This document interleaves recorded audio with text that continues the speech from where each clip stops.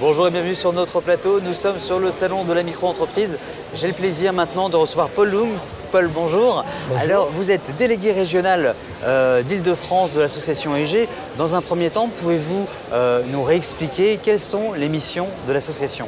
Alors d'abord, je vais vous expliquer ce que veut dire EG, parce que règle dans sa terminologie. Vous avez raison. C'est EG, c'est l'entente des générations pour l'entraide et l'entreprise.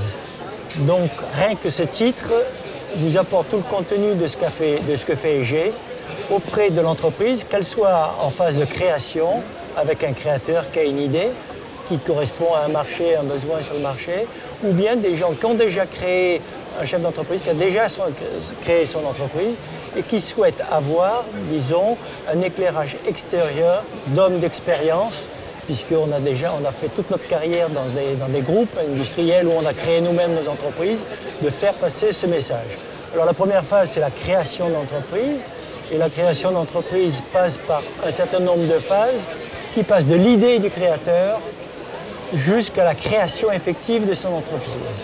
C'est-à-dire la fiabilité, le produit, le marché, le financement et toutes les étapes pour aller jusqu'au financement, puisque nous-mêmes, nous ne faisons pas de financement, nous ne sommes pas subventionnés, nous ne donnons pas de prêts, mais nous les conduisons auprès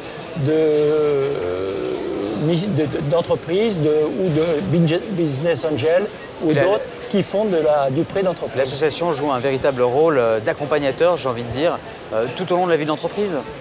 Tout au long, c'est-à-dire toute la période de création jusqu'au dépôt de leur création. Et ensuite, on peut les accompagner dans la phase de démarrage de leur entreprise pour qu'ils démarrent et qu'ils puissent faire leur premier chiffre d'affaires et qu'ils puissent, disons...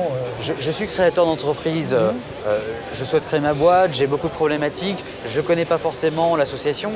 Comment ça se passe? Comment je rentre en contact avec un membre de l'association et pour commencer à travailler avec vous? Alors aujourd'hui, il y a un mode qui est assez simple, c'est d'aller sur le site de EG, où on tape simplement eg.asso.fr et on arrive sur le site.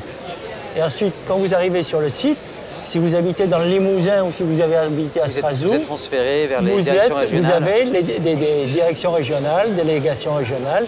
Vous prenez un contact ou vous envoyez simplement par contact un courriel et on vous répond, on reprend contact avec vous en retour. Ou bien, une façon qu'on peut directe, vous prenez le téléphone qui est indiqué sur le site, vous téléphonez. Ça marche aussi, les bonnes vieilles méthodes. Les bonnes vieilles méthodes, toutes les méthodes marchent. Ou bien si vous voulez faire un courrier, si vous avez plus de temps à perdre, ce qui m'étonnerait, vous pouvez faire une lettre. Mais ce n'est pas le but de l'opération. Alors nous sommes sur le salon de la micro-entreprise. Quelle vision portez-vous justement sur cette petite niche qui est la micro-entreprise en France? La micro-entreprise en France, c'est d'une part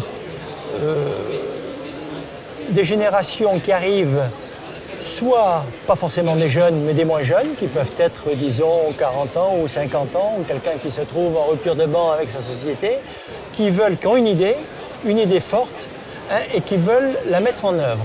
C'est d'abord, la principale des choses, c'est d'avoir une volonté, donc, de mettre en œuvre une idée. C'est-à-dire, d'une façon indirecte, d'apporter un emploi à quelqu'un, en créant sa propre entreprise.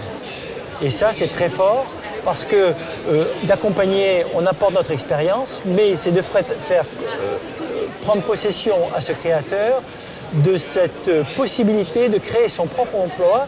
Et ensuite, ce que nous souhaitons, c'est de le développer pour qu'il engage, sa société puisse croître et qu'il puisse engager un collaborateur, 2 collaborateurs, 3 collaborateurs.